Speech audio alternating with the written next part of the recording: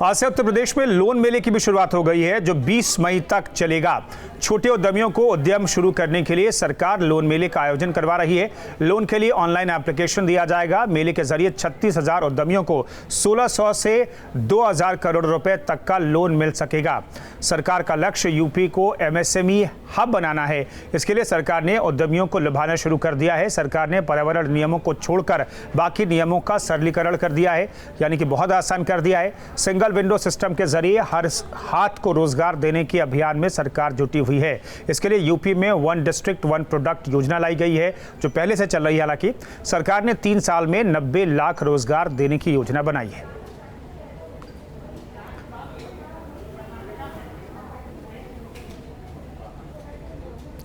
आत्मनिर्भर भारत के लिए मोदी सरकार के 20 लाख करोड़ के विशेष पैकेज को लेकर वित्त मंत्री निर्मला सीतारमण ने बुधवार को प्रेस कॉन्फ्रेंस की, जिसमें उन्होंने बताया कि इस पैकेज के तहत किस सेक्टर को कितना पैसा मिलेगा।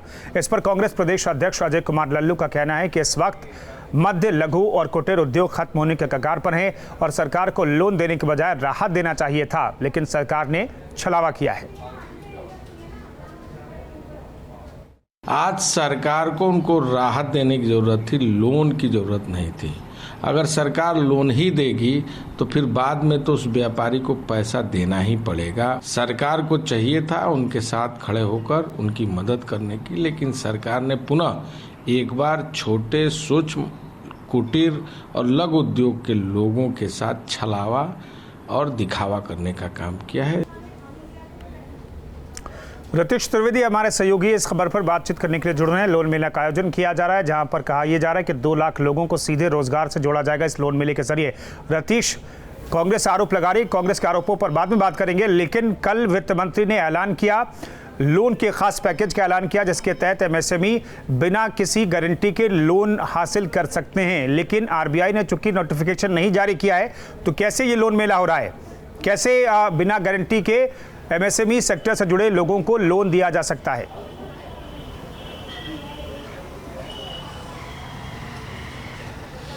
देखिए, वित्त मंत्री निर्मला सीतारमण ने कल जो एमएसएमई सेक्टर को लेकर के घोषणाएं की हैं, उत्तर प्रदेश में उससे पहले ही इस तरीके का प्रारूप बना लिया गया था कि एमएसएमई का हब बनाने के लिए उत्तर प्रदेश में ऐसे लोन मेले ज़रूरी हैं। ऑनलाइन लोन मेला जो आज से शुरू किया गया है 20 मई तक चलेगा। उत्तर प्रदेश सरकार लगातार ये कह रही है कि उसे एमएसएमई का हब बनना होगा, क्योंकि उत्तर प्रदेश में 90 लाख यूनिट्स एमएसएमई की हैं और अगर इन पर ज़्यादा फोकस करते हुए उत्तर प्रदेश सरकार ने काम किया तो न सिर्फ रोजगार पैदा होंगे, बल्कि अर्थव्यवस्था में जो सुस्ती है उसको भी दूर करते हुए अर्थव्यवस्था को रफ्तार दी जा सकती है। आज इसी क्रम में मुख्यमंत्री योगी आदित्यनाथ ने विशेष लोन मेला, जो ऑनलाइन लोन मेला है, उसके शुरुआत करी है। तमाम छूट ऐसी दी गई हैं। उद्यमी जिन चीज़ों से डरते हैं, तमाम ऐसे नियम कायदे कानून होते हैं जिनको लेकर के उद्यमी साल से लेकर 2 साल 3 साल तक लग जाते हैं और उद्यम विकसित नहीं कर पाते हैं।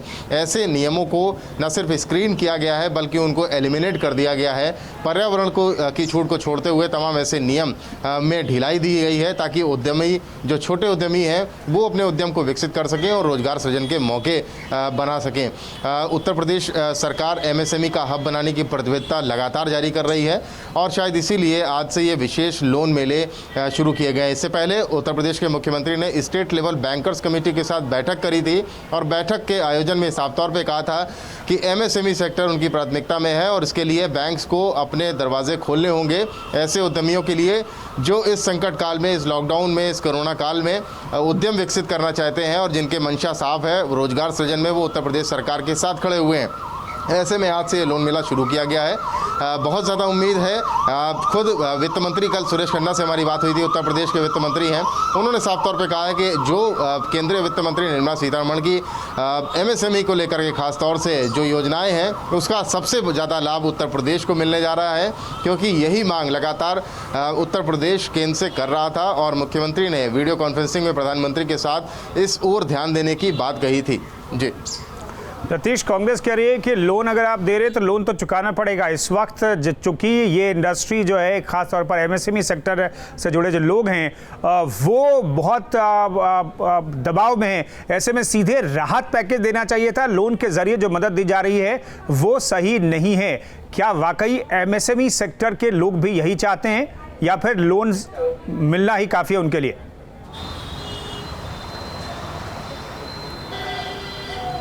देखिए कुंदन, यहाँ पर यही कहा जा सकता है कि कुछ नहीं से कुछ सही। बात तो सही कही जा रही है कांग्रेस की तरफ से कि राहत पैकेज का ऐलान किया जाना चाहिए था। उत्तर प्रदेश में कई सारे एमएसएमई यूनिट्स के जो चलाने वाले हैं, संचालन करता है, उनसे हमारी बात भी हुई थी। उनका भी यही कहना था कि उन्हें राहत पैकेज मिलेगा तो बहुत बेहतर होगा, क्योंकि सूक्ष्म, लघु और मध्यम उद्यम में इतना बड़ा एसेट नहीं होता है कि जिसमें ये कहा जा सके कि राहत पैकेज ना देते हुए लोन दिया जा रहा है। लोन भी दिया जा रहा है तो लोन चुकाना तो पड़ेगा, लेकिन इस संकट काल में ये जरूर कहा जा सकता है कि सरकार उपाय खोज रही है उद्यमियों को उनकी उद्यमिता करने के लिए। चूंकि लॉकडाउन है, सभी चीज़ें बंद हैं, नई यूनिट्स कैसे खुले और जो बंद हैं उनको कैसे चलाया जाए, सरकार लगातार प्रयासरत है इन्हीं सब चीज़ों के लिए। आज का जो प्रारंभ किया गया है विशेष ऑनलाइन लोन का प्रारूप जो लाया गया है, उसे कहीं कम नहीं आंका जा सकता। उद्यमी उससे भी लाभान्वित होंगे। आज के समय में अगर उनको लोन मिलता है और ऑनलाइन लोन मिलता है जिसमें बहुत सारी छूट भी शामिल है, तो कहीं ना कहीं ये एमएसएमई को बूस्टअप करेगा और कहीं ना कहीं एमएसएमई सेक्टर को राहत देने वाला एक कदम जरूर कहा जा सकता है। बिल्कुल, तो राहत भरी का कदम कहा जा सकता है। कुछ नहीं से हाँ सही, कुछ तो आखिर मिल रहा है, क्योंकि ये सेक्टर जो है बेहद दबाव में है, एमएसएमई सेक्टर दबाव में है। लेकिन अब उन्हें लोन के जरिए रिवाइवल का प्लान चूँकि केंद्र ने भी बनाया है और उत्तर प्रदेश सरकार के लिए इसके लिए फ़ौरन से सामने आई है, तो कह सकते हैं कि थोड़ी राहत ज़रूर मिलेगी। कोरोना को लेकर क्या अपडेट रतीश अभी तक?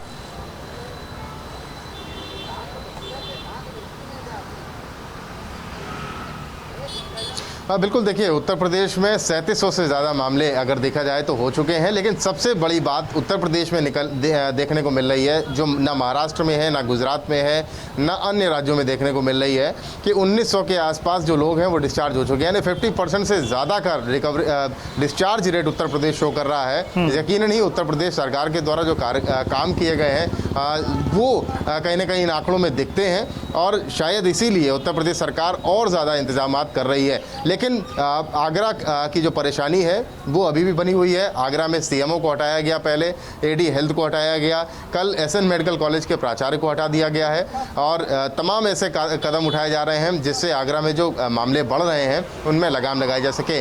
प्राथमिकता के तौर पर अगर आपसे कहा जाए तो स्वास्थ्य विभाग और उत्तर प्रदेश शासन की चिंता का विषय आगरा है, मेरठ है, कानपुर है। ये ऐसे शहर हैं जहाँ पर संख्या रुक नहीं रही है, लगातार बढ़ रहे हैं। कल आगरा में 10 कैदियों की रिपोर्ट पॉजिटिव आ गई थी, उसके बाद और हड़कंप मचा था शासन में।